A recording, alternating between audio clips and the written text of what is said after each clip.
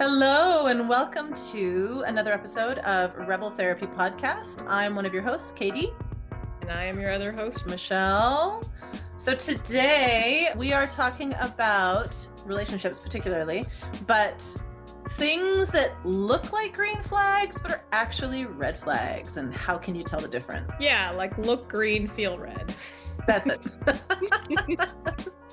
No, it's funny because it often comes up in relationship conversations that I have with clients, and I'll say things like, if this person came at you and was just like mean to you or unkind or uncaring, you'd see it right away, right? Like that's pretty obvious. But Yeah. where are your blind spots? And often people will, upon further reflection, will discover some of their blind spots. Do you have any blind spots that you'd like to share with the listeners?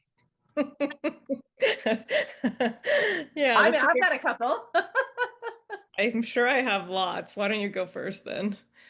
All right. So I was thinking about, I don't fall for this anymore, but when I was younger, sometimes I'd meet someone, and this seemed to come up in romantic connections more than platonic, although with some work, I can now see how the relationship dynamic was always there. It was just more obvious, I think, in the romantic one. And I had bigger blind spots when it came to romantic connections. More on that later, right? In terms of expectations around the importance of relationship. But when somebody came up, I'd meet someone, and we'd have a little bit of time together, and they'd walk away, and then I'd get texts or messages and things like, you're so amazing, you're so smart, I can tell you're really good at these things. And initially when I was young, I'd be like, oh, that feels so great, oh, I love that, that's so flattering, right? And now as I get a little older and I know a lot more about this stuff, I step back and go, what the hell, you don't even know me, right? So I mean, if somebody projects stuff onto me that I don't like, I get it right away.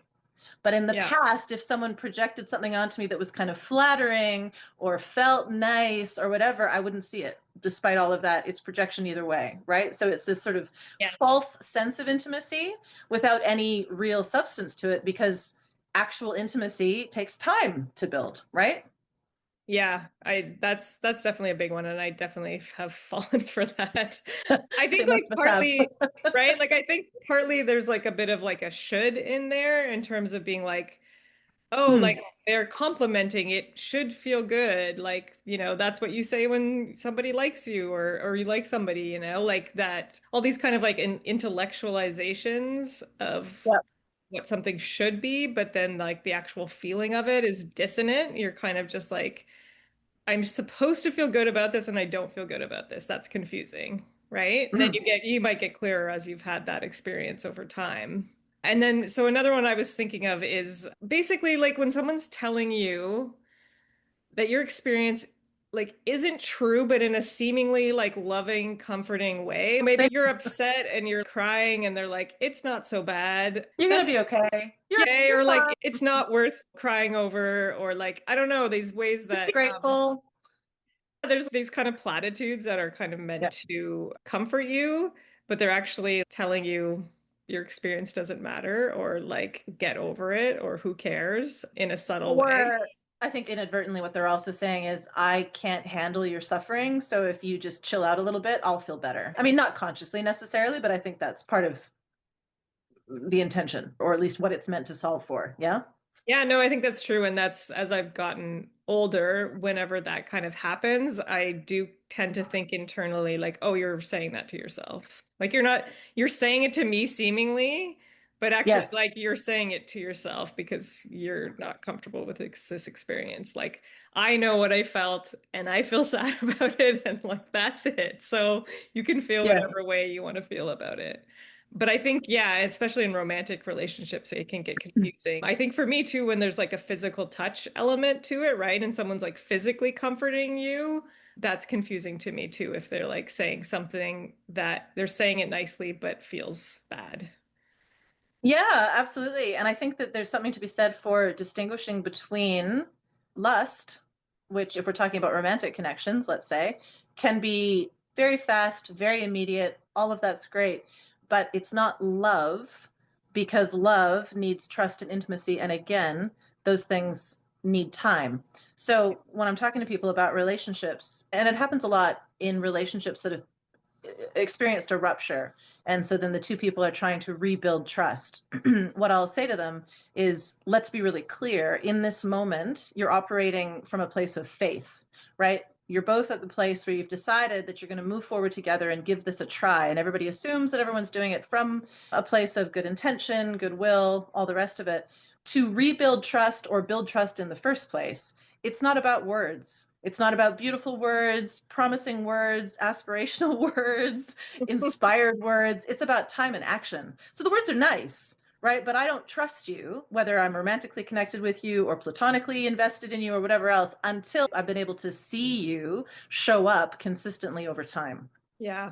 And I think that is another relationship trap in a way where Yeah. people, they are saying the right thing, maybe Hmm. all the And time. it feels really good because your body is confused by lust, which does feel really good. And like in the moment, because they're saying what you maybe want to hear, Mm. it feels good in the Intoxicating. moment, Yeah. right? You're just like, Yeah. yes, great. And then they never actually do it. Like there's no action or follow up. And Yeah. so it's confusing. And then, to your point about like trust versus faith, at a certain point, once they say they're going to do something, like your body starts to go, "Mm, but like, will Yeah. you?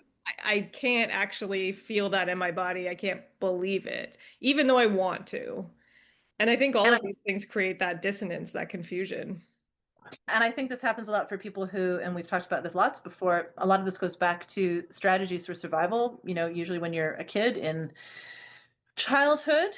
And if you're told over and over again, even by really well-intentioned parents, and, the example you gave really stood out for me that, if a child is really struggling or something is really sad or there's been a big loss or something, well-intentioned parents might say, it's fine, don't worry, you're okay, everything's going to be fine. And intellectually as an adult, I understand what they mean and they're probably right, but it's not at all what it feels like to the kid. So there's that strange dissonance, as you said, or that disconnect. And I think if that happens enough over time, I'm oversimplifying, but if that happens enough over time, we start to not trust our bodies. So our bodies are telling us something, and yet our brains keep sort of overriding. And then if I can't trust my ability to know how I feel about something, because over time that's been kind of subverted in me, then I don't know how to trust you. And so people will come in and say, oh, I've got trust issues. And what they mean, I think, is that they can't trust other people. And we really get into it and talk about it from the perspective of like, that's a symptom. The bigger issue is that you don't know how to trust yourself, which is really just a wound that needs to be healed, and then an alternative set of strategies or skill set that needs to be developed. But I think trust starts internally. And once I know that I can trust what's happening inside myself, it makes it much, much easier to trust or know if I can trust you. Because I know if you're lying to me or not. Because it feels Yeah, weird. It's weird. And sometimes it's not even that you were intentionally lying to me. You might be lying to yourself, right? Like that's the aspirationally wanting trickier to be. one. Oh, Yeah. so much trickier. Yeah. So you're like giving me your aspirational self, and that's beautiful, but also not real. So more Yes. information. Yeah. Oh my God. Like the amount of times I've heard or even experienced myself of like getting caught up in someone's potential, right? And like Yes. what you think their potential is what they're selling to you as their potential. And you're just And they like, might really believe it. They might believe it even more, right? one Yeah. day they're gonna hit it. And you're just like, great. And in the meantime, I'm unhappy and I feel alone. Yeah, and I would say, and I often say this to people, it's like if that is the situation you find yourself in, doesn't mean you need to leave the person. That's not my intention at all here, but the intention is to understand truly what the lay of the land is. Like, what is reality? What are you actually working with? And as long as you know where you are and can trust the reality of your own experience, then make whatever decision you want. Maybe it does make sense to hang in with this person because they're a family member that you've known for years and years, and it makes sense for you for whatever, like on the whole it makes more sense to hang in. You get to determine how much you're willing to stay with the person, but at least you're operating with facts, right? Yeah, there's more choice in it, right? You're not just kind of That's right. reacting. Yeah, and I'm thinking about like other reasons why these things happen, the dissonance. We've talked about the familial side, like some of the shoulds of like relationships, but also like societal influences in terms of like what a good partner is, or like the importance of marriage and like your worth being tied to being in a relationship, like particularly heterosexual relationship. And I think it can create like an unconscious desperation. You Yep. want love and acceptance, like not only from like the romantic partner you're seeking, but actually from your like community. And so you might keep telling yourself stuff is okay that doesn't feel okay in order to kind of fit into that paradigm that feels like you need to in order to survive. Yeah, I think that I mean that could be a even much bigger conversation, but no, I think that that does make sense, and I wonder if that will resonate with some of our listeners. This you take a step back from that, and the idea is we're not here as therapists to judge what decision you make. It's more about helping our clients understand where they are and what they're working with so that they can then make the best decision for themselves. And that might mean staying in a situation where you do decide to accept what isn't exactly right for you or whatever else, right? I mean, that's not for us to say, that's for the clients to determine, but at least we can help people know who they are, know where they are, know what their resources are so that they can make really good informed decisions. Yeah? Absolutely. Like you said, building back that trust with your body instincts, that's what's Yes. going to allow you to actually tip the scales of that dissonance, right? When it's like your brain is kind of saying, yeah, they're saying the right thing, but like your body's like screaming, like, no, no, like you'll be like, okay, yeah, no, I think my body's right on this one. Or like maybe I'll sit with it longer, right? Like that's just like a signal to be like, Yeah. maybe something isn't matching, and that's why I feel kind of like ill or something. Like I think that that's actually something I wanted to talk about quickly if we have time, but Mm. like how does that show up physiologically? Like what are some of just the examples of like body sensations? So one of them obviously is like kind of feeling nauseous. Hmm. Does anything come up for you when I'm kind of pointing out those like body cues? Oh, just an incredible tension and resistance. It makes me think of like a little kid being dragged to do something that they don't want to do. That's how my whole body feels. And for me, that translates into irritability typically, and even less patience than usual. And it's a great indicator for me. And this is what I think this is part of it too. I even as I say that, there are particular relationships that I may choose to stay in because, like I said before, there are reasons for me to stay in those relationships, even though they're not ideal. They're not great. I do feel that resistance in my body. I feel that sense of wanting to pull back or even a little bit of nausea. But all this does is allow me then to know exactly how to support myself. It also means I can walk into a relationship that is not totally safe for me and take from it what it has to offer. And sometimes that's really valuable, I think, while not allowing myself to get so close or let the other person get so close that I'm in any danger.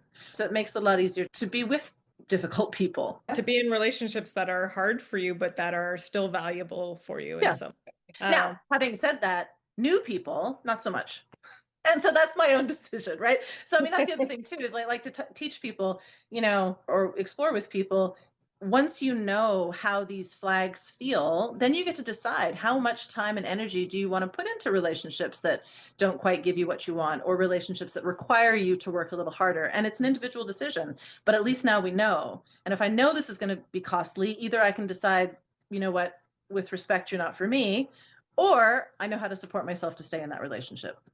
Yeah, totally. So you hit on a couple ones that I wrote down. So Mm. one was like the tenseness, the bracing, and Mhm. also like that sensation of like moving away energetically, like your body suddenly like just like it pulls back subtly. Uh, Withdrawal, right? Like kind of a yeah. recoil almost. Yeah, subtle, but yes. And then another one that was kind of sticking with me was like almost like a heaviness. Like it's like the feeling of like being in a fog kind of sensation. And Hmm. those are often with people that I find extremely like dissonant in their expression or what they're saying and doing. I'm just like, I don't understand what's going on. Like, where are we?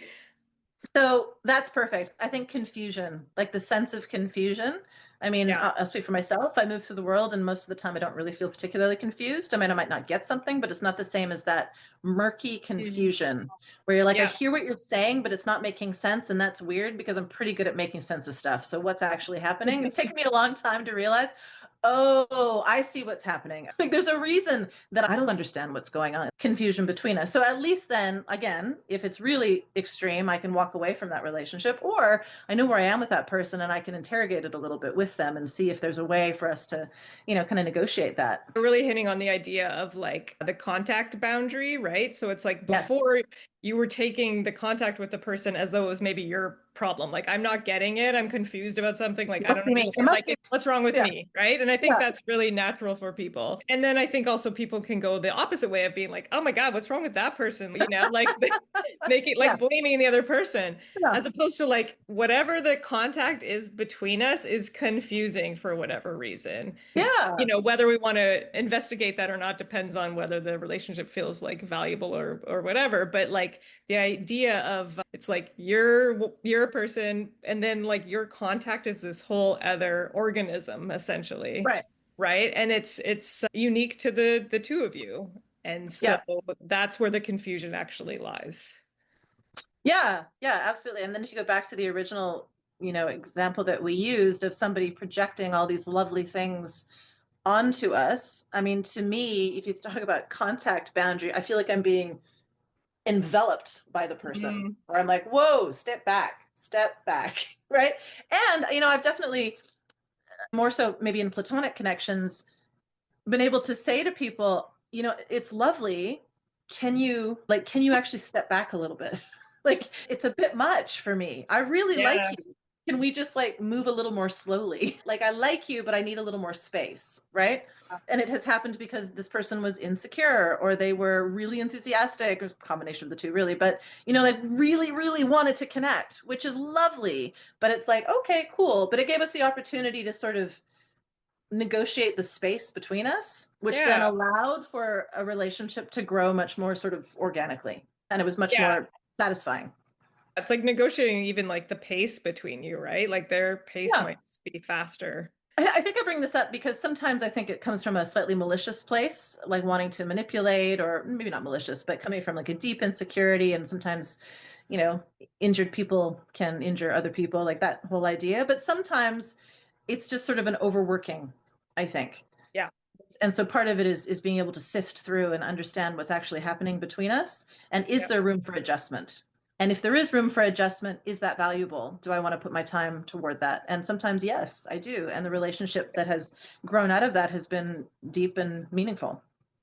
Definitely. And like for you to be able to communicate, like, I need you to back up a little bit and I like you. Like I Yeah, exactly. think that's confusing for people, right? But it's like, I need, It's also an amazing litmus test, right? If someone's coming on really strong, romantically or otherwise, and you say, you know what, I like you, but this is a bit much for me, the only healthy response is, oh my gosh, sorry, I didn't realize. Absolutely. Right? Like if it truly is sort of a lack of awareness, which is fair because we're all different people and we have different boundaries and different areas of comfort. If I yeah, get too close to you and you tell me I'm too close to you, my immediate response is, oh my gosh, okay, sorry, I'll back up a little bit. If yeah, I don't back up, on the other hand, then you've really just kind of, I've shown my cards, I guess. Yeah. definitely. And then you're like, well, And now I'm backing all the way. that's right. And part of this trust, I think, is to be able to trust your ability to know the difference. Absolutely. And then Yeah. from there, make whatever decision you want, but at least you know where you stand. And it's much Totally. easier to stay safe, stay whole, stay intact. Yeah. Yeah. So what I kind of want to say to our listeners or anyone Hmm. that's kind of experienced any of this and wants to even experiment with that a little bit, like to pay Sure. attention to where your energy is in a given interaction. And it's safest to start with friends or acquaintances or maybe strangers, not difficult relationships, but it's just like, Safe oh, ones. I'm with this person. Am I leaning forward? Am I kind of just like, whatever? Am I pushing back? And it can be so subtle. It doesn't have Yeah. to be extreme, but paying No, attention to that internal compass that is actually there in any kind of given interaction day to day. And that actually is one of the things that strengthens that it's of knowing. option. Yeah. Yeah, of knowing. Yeah, that's a good way of putting it. All right. Amazing. Well, and always please like and subscribe. If you've gotten this far, then, that's the last thing to do. That'd be amazing.